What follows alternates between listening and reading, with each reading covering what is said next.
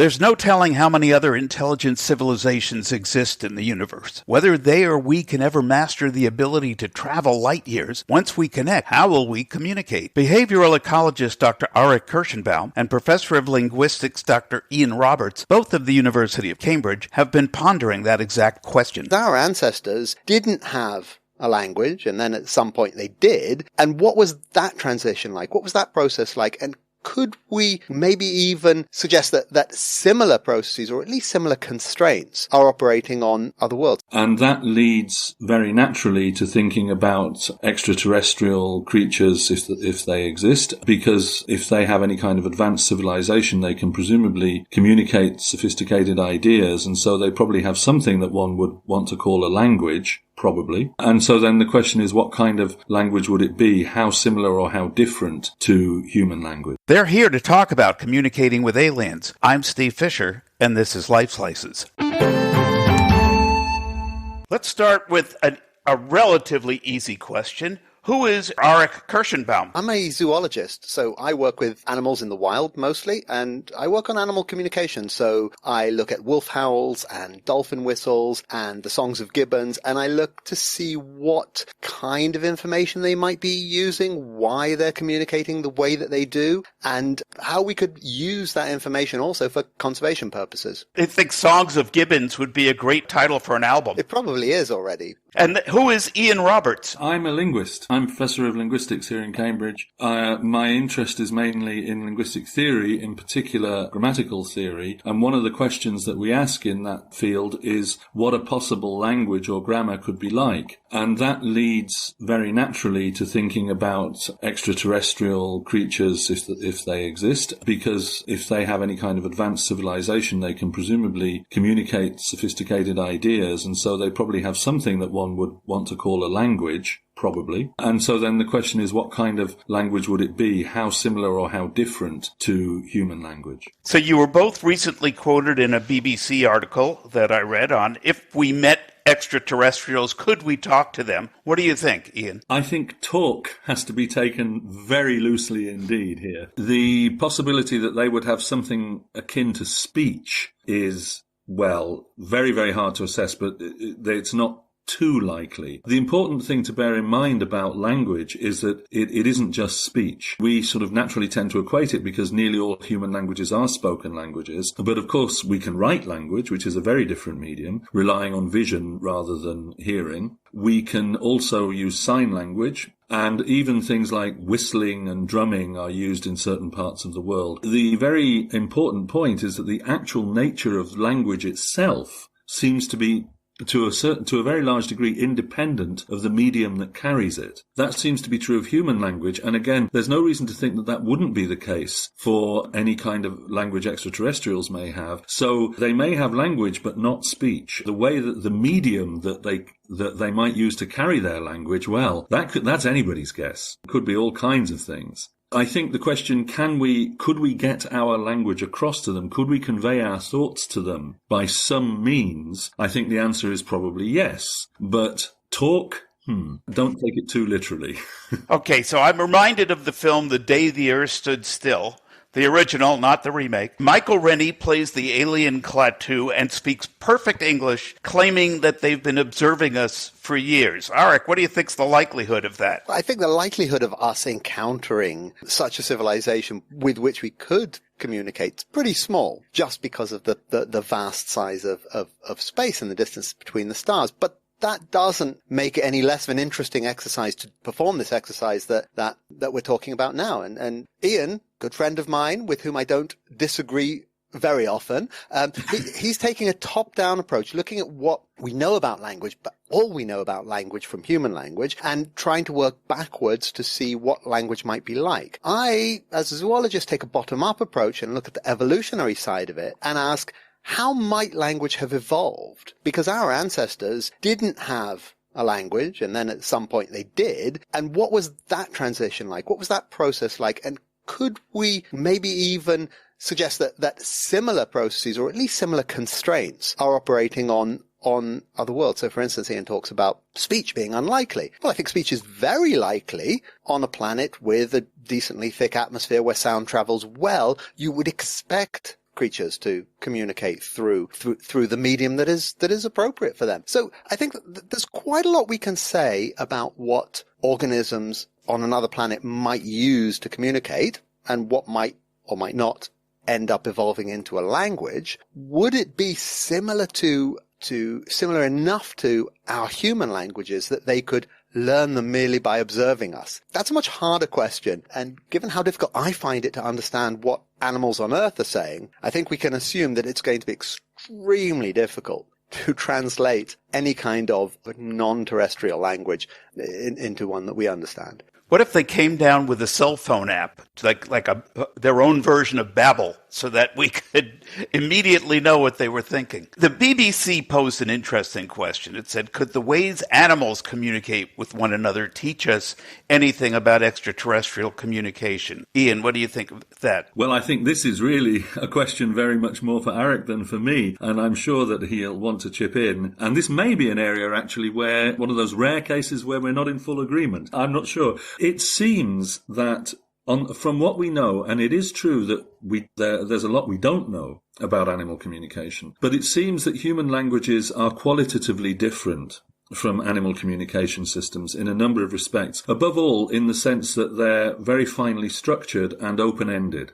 That is, you can basically, with human languages, express almost any possible thought. So human languages have this open-ended capacity, open-ended nature. It's not so clear that animal communications have this. It used to be thought they absolutely did not. I think that, to be honest, that was a bit perhaps too simplistic of you. And again, I'm sure Arik may have something to say here. It's not so clear that they do. So I think just the degree of complexity and the degree of expressive power of human languages makes them different to animal communication systems. Of course, it doesn't necessarily follow from that we can't learn anything about other types of communication system from looking at animal communication systems. I think we certainly can. And it is therefore highly relevant to this question of what kinds of language-like communication systems extraterrestrials might have. Arik, would you like to respond to that? I actually agree with a lot of what Ian said. It is true that as far as we understand, there are no animals on Earth, except for humans, who have a language, as Ian has described it, open-ended and flexible enough to express any concept. However, we do see that there are animals that can learn human language to a greater or lesser extent. So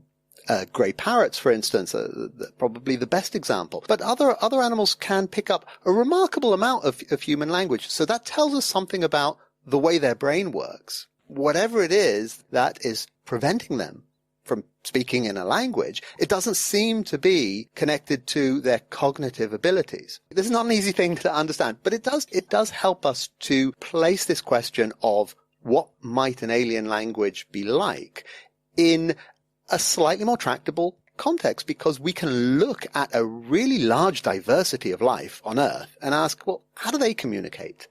Could this, given the right cognitive apparatus and the right selective pressures, could this form a language? And here is one place where I think I do disagree with Ian, which is that there's a wide variety of modes of communication amongst animals, and some are very, very different from the way that we speak. We speak in words and sentences. We speak in discrete sounds. There are dolphins that don't use discrete sounds. Their vocalizations vary almost continuously. There are organisms that communicate using complex visual patterns. So cuttlefish, for instance, can generate very complex visual patterns on their skin. Could this ever become a language? Could there be a dolphin language? Could there be a sort of skin color language? Traditional thought would be no. But I think we do need to broaden our view a little bit and think, well, maybe on another planet, something like that might be possible. The film Close Encounters, you guys have a scientific background. I have a showbiz background, so I always go back to films. But in Close Encounters of the Third Kind, they suggested that hand signals would be the most effective tool for the first meeting. How do you feel about that? Let's go with Ian first. Well, assuming the aliens have hands, then yes, I think that could work. There are genuine languages. It's perhaps a point worth emphasizing that the languages used all around the world by deaf communities, which we call sign languages, are real languages. So, for example, American Sign Language is not English communicated through another medium. It is, in fact, a language in its own right. But it is a genuine language. It has all the features of human spoken languages, including, most importantly, this open-ended, discrete nature that we've been talking about in relation to human systems. So sign language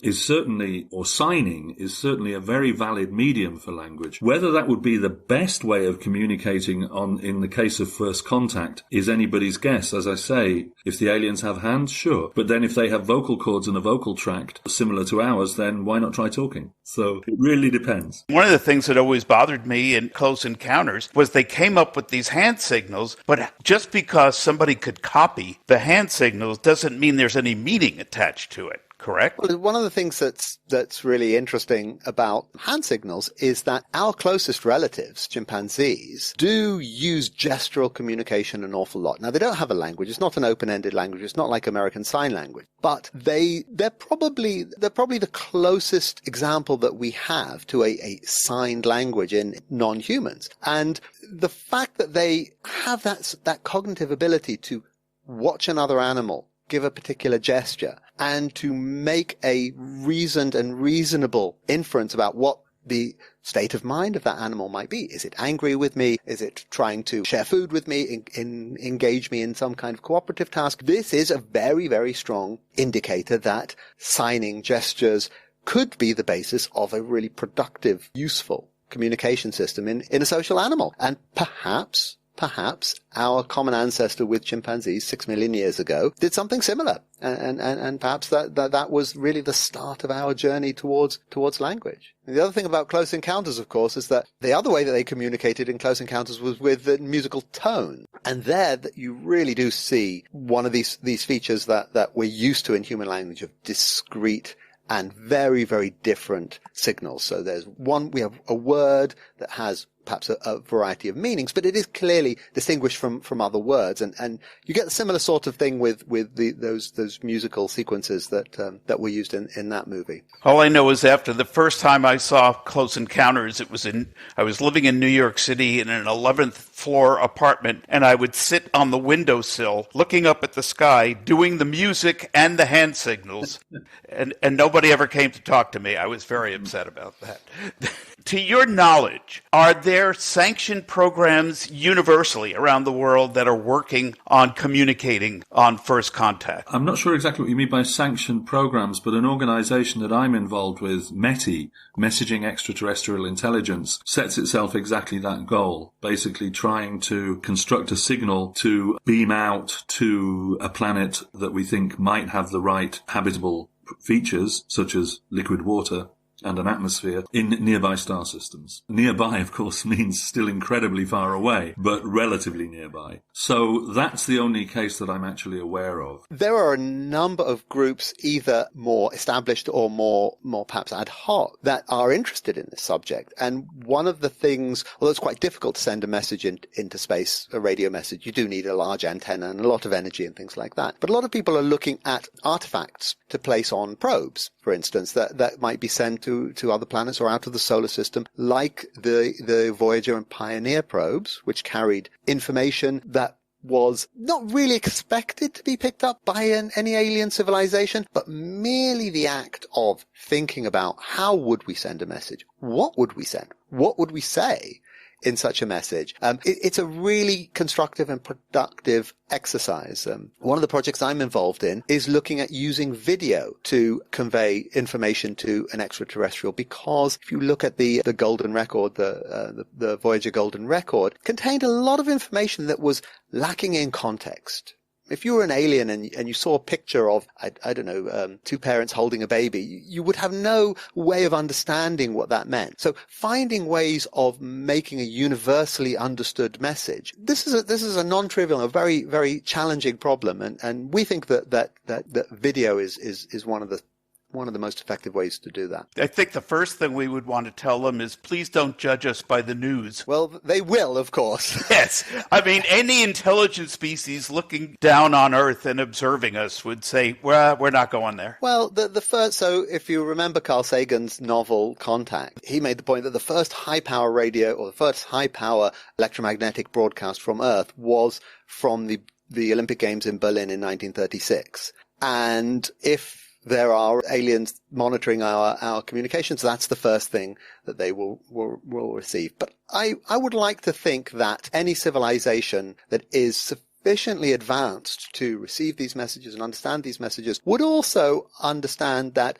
we're probably progressing along a trajectory similar to one they probably progressed along, with conflict and rapid technological advances leading to very dangerous and very destructive tendencies. And hopefully they got over it. And hopefully they'll believe that we will as well. Assuming they don't speak any earthly language or anything similar, how long would it take to develop a language system between two cultures?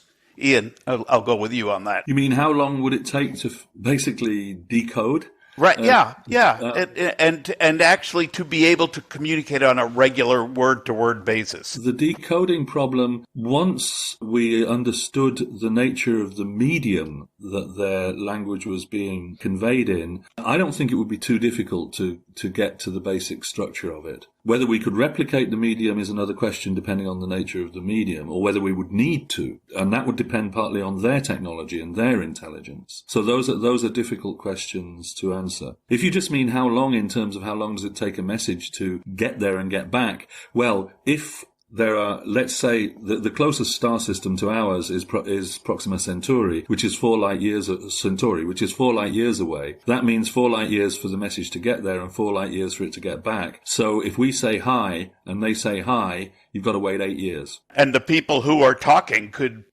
one or the other could be gone by then. Well, this is actually a significant constraint. There's a very famous equation that the astronomer Drake put forward in 1960 or 61 in one of the very earliest discussions of the possibility of communicating with alien civilizations. It's called the Drake equation. It has a number of variables, many of which we now have a reasonably good idea of the value of. I won't go through them all. In fact, I don't think I could remember them all off the top of my head. The one that we really don't know the answer to is how long does a technological civilization last? Because we only know one technological civilization, and we are a young civilization as a technological civilization. If you define technology, perhaps the relevant criterion here would be the use of radio. We've had it for about 100 years, which is a very short time, obviously, in cosmic terms. How long are we going to last? Anybody's guess. What time is it? Yeah.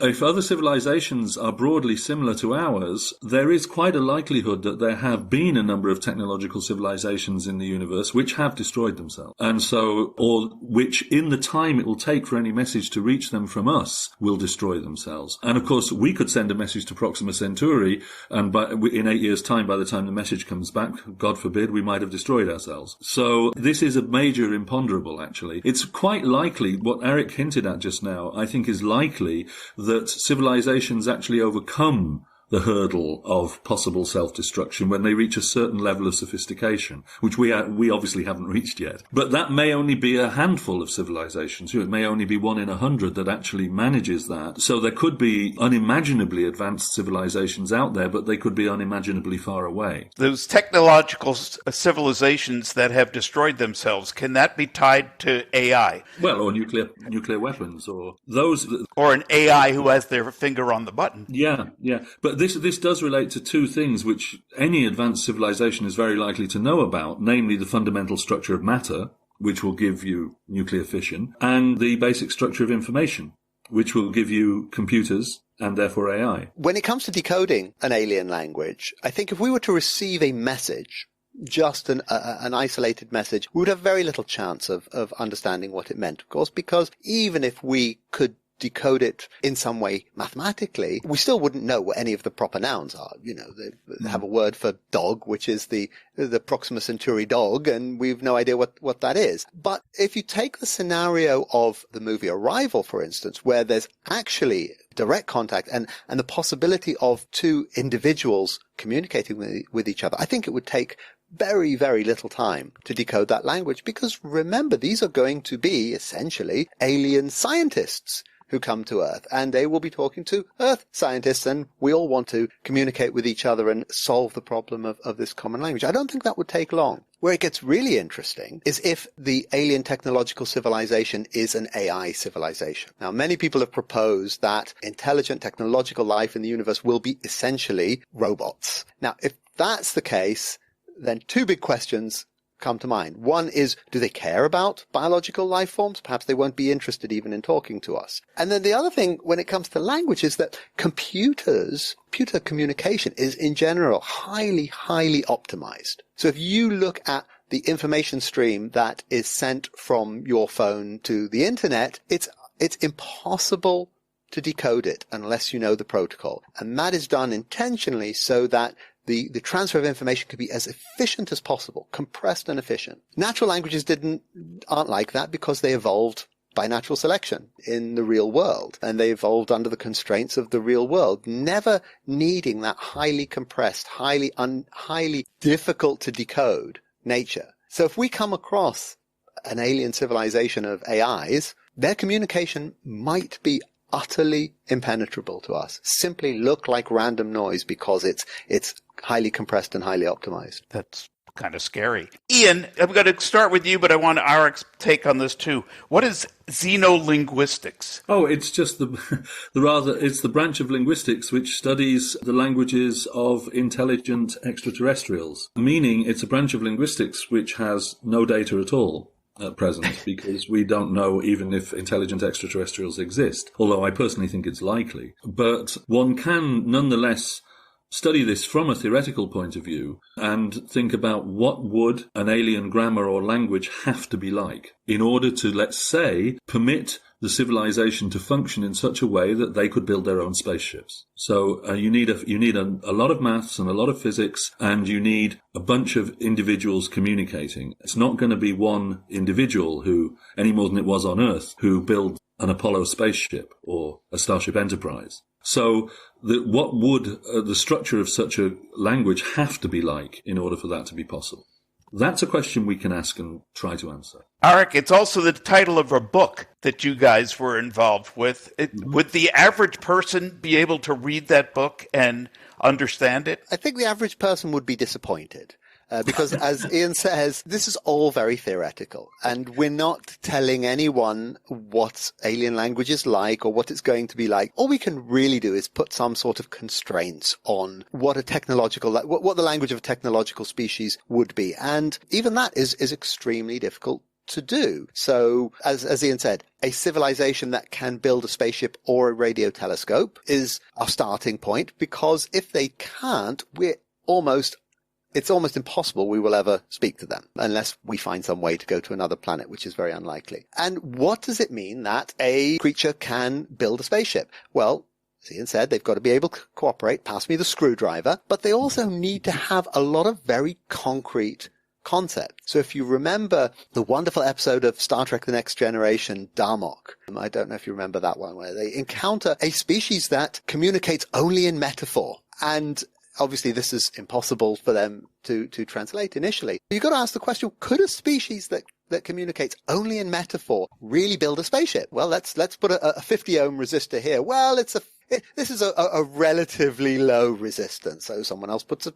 30 ohm resistor in and then the machine doesn't work. There's a lot of physical constraints in the universe that require precise language. And that would be an example of where I think we can say something about what technological alien life would be like. Not that I'm having a go at The Next Generation, which I think is fantastic.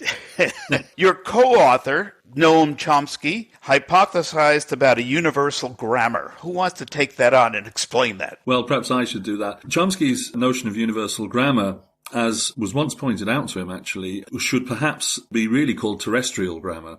because it's what he believes to be the structure that is common to all human languages and all possible human languages, which is basically he has suggested that it's part of the human genetic endowment, which is what makes it possible for human children to learn the language of their environment so quickly and seemingly with very little effort. That's the essence of universal grammar in Chomsky's sense. However, he has in recent years not been averse to extending this to the idea that some of the properties of human universal grammar would have to be universal in the broader sense, because they would have to be necessary properties of any kind of grammatical system which is able to facilitate intelligence such that a technological civilization could develop. We have seen instances of this throughout our history of, say, European explorers meeting indigenous people and figuring out ways to communicate with them. How do we even start to build that linguistic bridge? So let me answer this from the zoologist perspective, and then Ian will give a more relevant answer from the linguist perspective. One thing that we can't do is talk to animals. Now,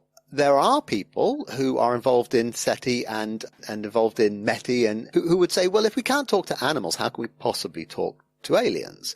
First, let's try and understand animals, then we can understand aliens. And I think that's misguided, because we do know, we're almost positive that there are no animals apart from humans that have a language like ours, as Ian has defined it. However, there is an element here that when you encounter a organism that appears to be communicating, the first thing you have to ask yourself, before you ask what they're saying, you say, are they communicating? Are they trying to give you information? And that is something that we can use our experience of animals on Earth to do, so we can look at some of the statistical properties of animal communication and say, is this likely to be something that has information in it? Is this likely to be just a display that has very little information in it? And that's really the first step in tackling the question of a completely unknown language, is, does it have information, or is it just random? And that we can learn something from looking at animals on Earth. I was looking at my dog earlier today and trying to teach her to say daddy or papa or something like that. And she just stared at me as if she was saying, I don't know what that is, but you're an idiot. I think I can communicate with my dog. So just to make one thing absolutely clear, all animals communicate. All animals communicate. Everyone from the slug to the dog. So communication is not the question here. They certainly communicate. Language is the question. Where can people buy your book? The xenolinguistics one? Yes. On Amazon. Do you have other books that you would like to pitch here? So I have a book I published a couple of years ago called The Zoologist's Guide to the Galaxy, which talks about comparisons that we can make using evolutionary theory between life on Earth and life on other planets.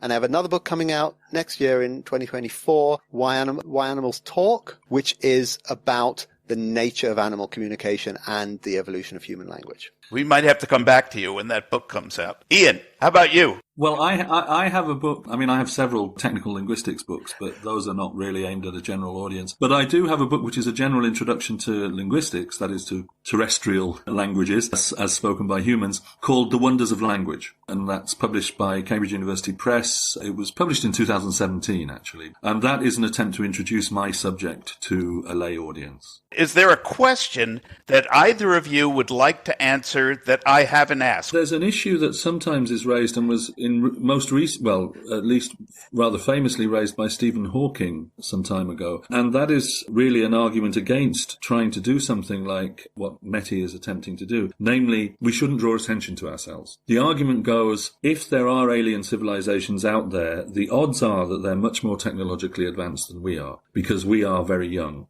in technological terms. And we have no idea how good their intentions towards us might be. Therefore, we should not draw attention to ourselves, because they might come here and eat us, let's say, or just wipe us out, or whatever. My response to that, and this is a view held by various others, and I think you agree with me on this, Arik, is if they're that advanced, they know we're here anyway, because they picked up our radio signals. And if they don't like us, they might be on their way, and there's nothing we can do. And METI is not going to make any difference. And if they do like us, they might either ignore us or get in touch. I agree that I don't approve of the attitude that Stephen Hawking had proposed, for the reasons that Ian has explained. The cat's already out of the bag, but a couple other reasons. As we said, technological civilizations tend to destroy themselves. So if this civilization is really so advanced, perhaps they've moved beyond the destructive phase. Certainly they've moved beyond the resource-hungry age. They're not coming here to eat us.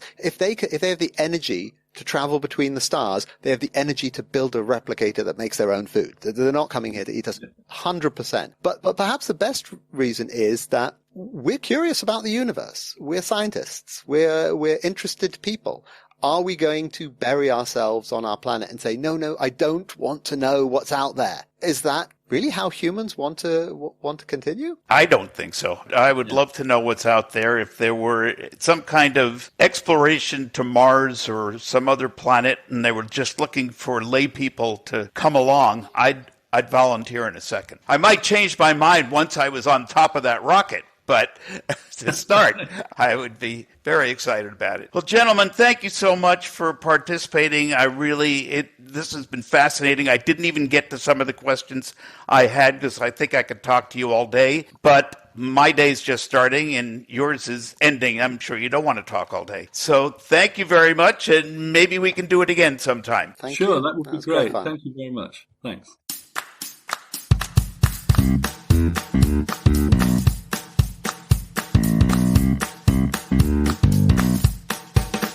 My thanks to Arik Kershenbaum and Ian Roberts for sharing their knowledge and wisdom on Lifeslices. It's not a question of if we will make contact with other intelligent beings in the universe, but when.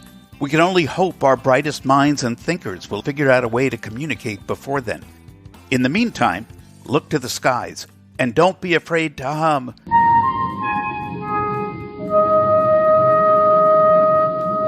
It might just work. If you liked this program, please like Lifeslices on social media and subscribe wherever you find podcasts. Lifeslices is produced by Beatnik Ravens Productions, all rights reserved. Music courtesy of Fesleyan Studios.